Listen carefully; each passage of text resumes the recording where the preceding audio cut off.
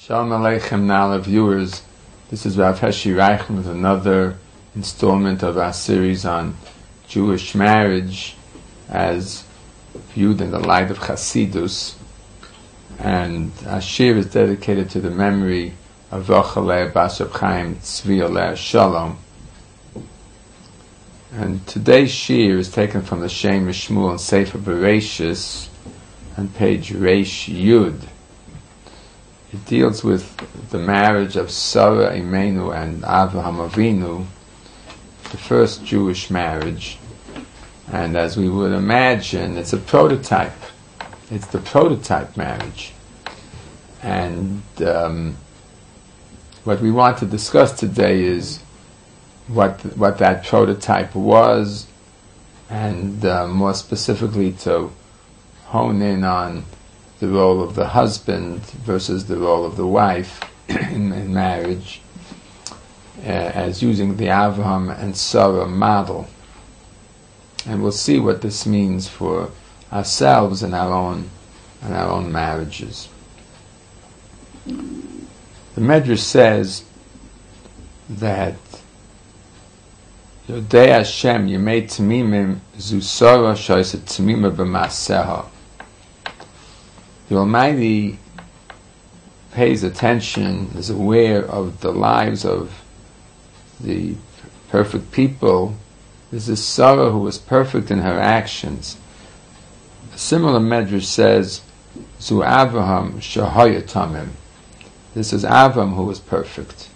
And the difference between the two medrashim is that when it comes to Sarah, the word Maaseh, her actions, is mentioned. And this is something which Shem Shmuel would like to explain. Another point which he would like to explain is the remarkable statement which mentioned in the Medrash by our sages and also brought down by Rashi in his commentary on the Chumash, when Hashem tells Avraham to listen to something that Sarah said. So he says, Almighty says to Avram, Kol asher tomer lecha Sarah shema b'kola. Whatever Sarah says, listen to her voice. And that's a very broad statement. Kol asher tomer lecha Sarah. Whatever Sarah says, listen to her voice. So Rashi says, we see from this that Avraham Avinu was Tafel the Sarah ben Nevius. He was a prophet and she was a prophetess. And her prophecy was superior to his prophecy.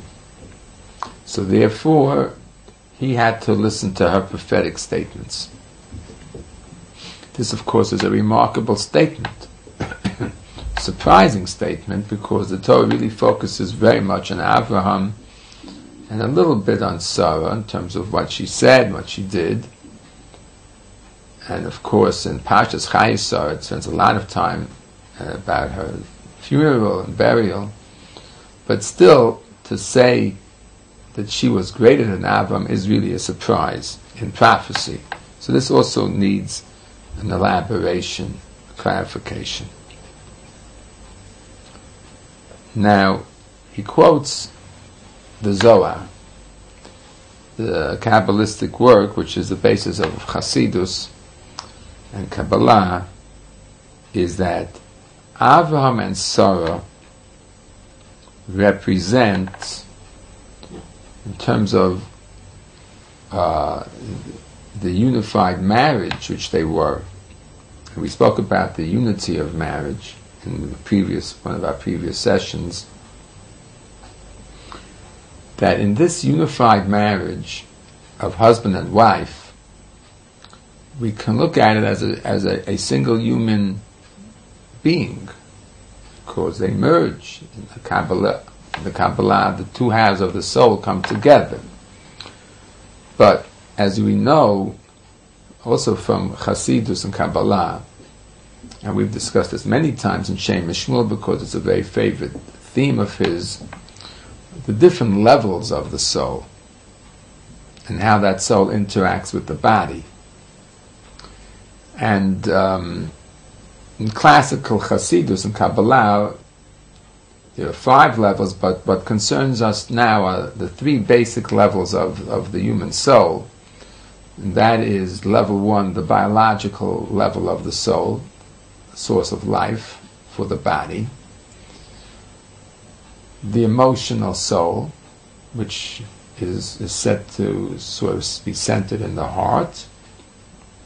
And the intellectual level of the soul, the thinking part, which is centered in the brain. And of course, perfection really means a triple level perfection. Perfection of one's body, of one's emotions, and of one's intellect.